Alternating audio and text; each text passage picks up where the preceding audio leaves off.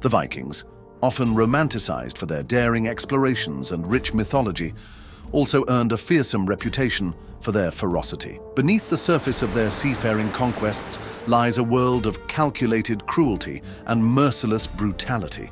From punishments that defy imagination to rituals that left even their allies speechless, the Vikings carved a legacy in blood and fear. Today, we're delving into the most shocking things the Vikings did to their enemies.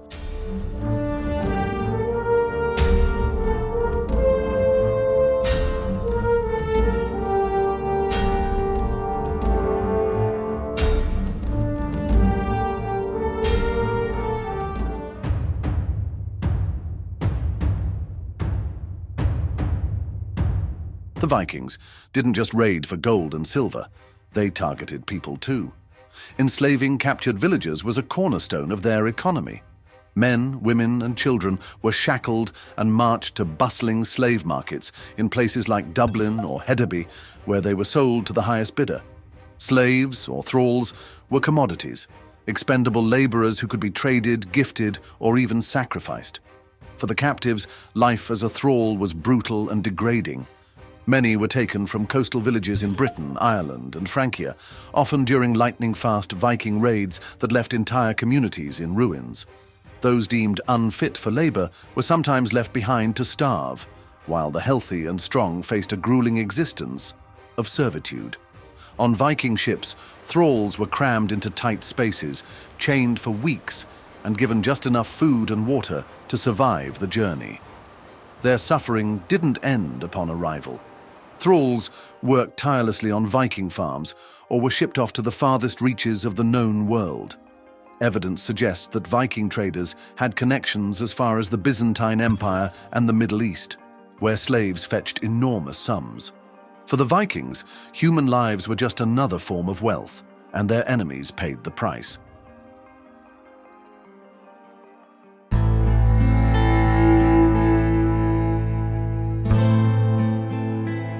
No place was too sacred for the Vikings to attack. Monasteries, churches, and temples were prime targets, not just for their wealth, but as a means of psychological warfare. The infamous raid on Lindisfarne in 793 AD marked the beginning of the Viking Age, and it was as horrifying as it was symbolic. Lindisfarne was a center of Christian learning, a place devoted to peace and worship. But when Viking longships appeared on the horizon, that peace was shattered. Monks were slaughtered, treasures looted, and sacred relics destroyed. The psychological impact on the Christian world was immense, as these seemingly invincible raiders struck at the very heart of faith. And Lindisfarne wasn't the only site to suffer.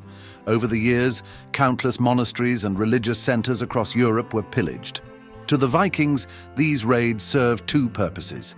They filled their coffers with wealth and sent a chilling message to their enemies: your gods cannot protect you.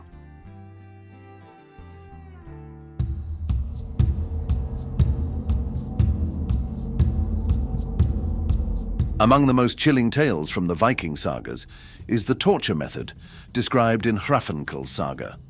Captives had their hands bound behind their backs, and a gruesome ritual unfolded. Holes were pierced through the tendons of their heels, ropes threaded through, and their bodies hoisted like animals. This horrifying method wasn't just about inflicting pain, it carried deeper symbolism.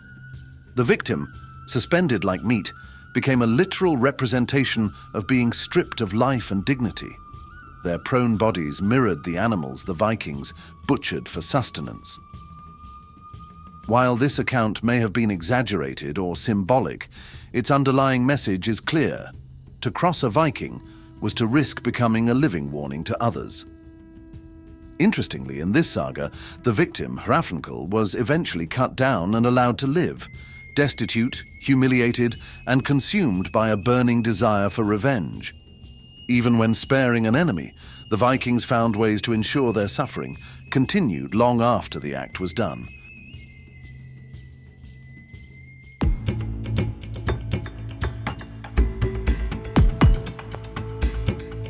The Vikings had their own grim take on public humiliation, especially for thieves.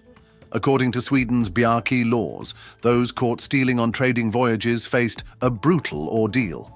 Their heads were shaved, smeared with tar, and covered in feathers. But the punishment didn't stop there. The thief was forced to run a gauntlet between two lines of traders, armed with stones and bricks. To ensure participation, anyone who failed to throw an object faced a fine. This gauntlet was not just about punishment. It was a public spectacle designed to shame the thief and reaffirm the community's values. If the victim survived this ordeal, they were allowed to go free.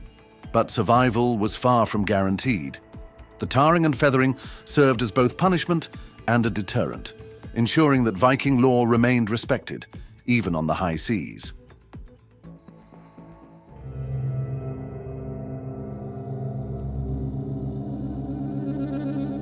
As Christianity spread through Scandinavia, the Vikings began adopting ordeals as a form of justice. These tests weren't just legal punishments, they were trials of faith. A common method was ordeal by fire, where the accused had to walk across burning coals or carry red-hot iron. If they escaped unscathed, it was deemed divine intervention and proof of innocence. But for most, the ordeal ended in agony, reinforcing the harsh realities of Viking justice. These trials, though religious in nature, also showcased the Vikings' belief in fate. If the gods willed your survival, so be it. But if not, your suffering was seen as justified punishment.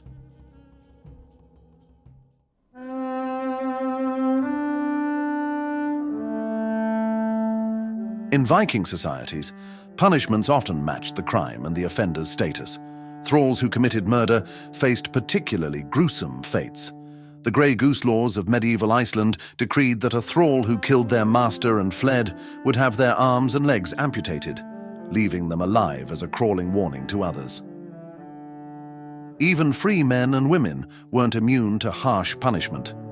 King Canute's laws stipulated that adulterous women lose their noses and ears. This wasn't just about physical punishment. It was a form of public shaming designed to make the offender an outcast. Mutilation, while horrific, was also practical. It rendered the victim powerless while serving as a visible deterrent to others. In a world where honor and reputation were so important, such punishments reinforced the social order with chilling effectiveness.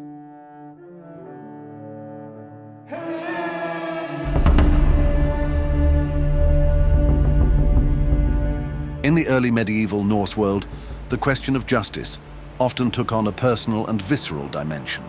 Suppose a man dared to insult your wife. What consequences might he face under the prevailing customs of the time? The answer was strikingly direct: retribution at your own hand.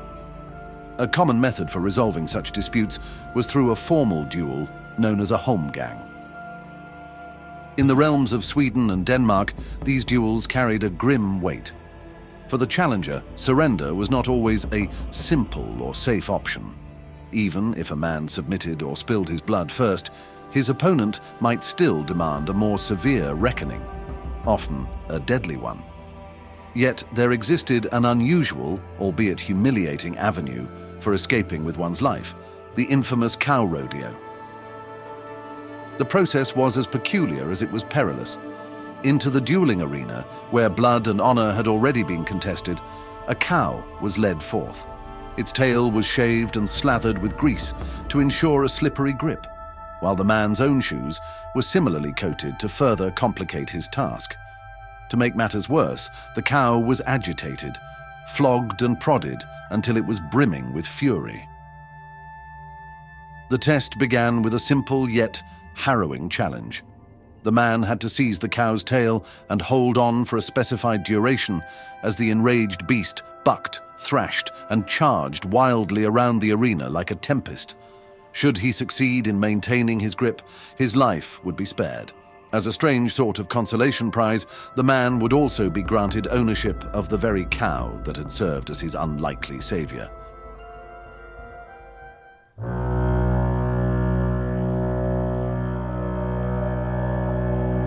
Perhaps the most infamous Viking punishment is the blood eagle, a ritual so gruesome it's hard to believe it was real. According to the sagas, the blood eagle involved opening the victim's back, detaching their ribs from the spine, and pulling out their lungs to resemble wings. Though scholars debate whether the blood eagle was an actual practice or merely a terrifying myth, its impact on Viking legend is undeniable. The act was often reserved for avenging the murder of a family member or dishonoring one's kin, a brutal form of justice that was as much about spectacle as punishment. The sagas recount several instances of the blood eagle, often performed in public to instill fear and awe. The victim's agony would serve as a warning to anyone who dared oppose them. Even if it never truly happened, the blood eagle remains one of history's most haunting symbols of Viking ruthlessness. The Vikings were far more than raiders. They were innovators of cruelty. Whether it was the terrifying imagery of the blood eagle, the public humiliation of the tarred thief, or the dark irony of the greased cow challenge, their punishments reveal a culture deeply rooted in honor, vengeance, and spectacle. If you've made it this far, please do consider subscribing to the channel. It really does help us out. But as always, thanks for watching, stay curious, and we'll see you on the next one.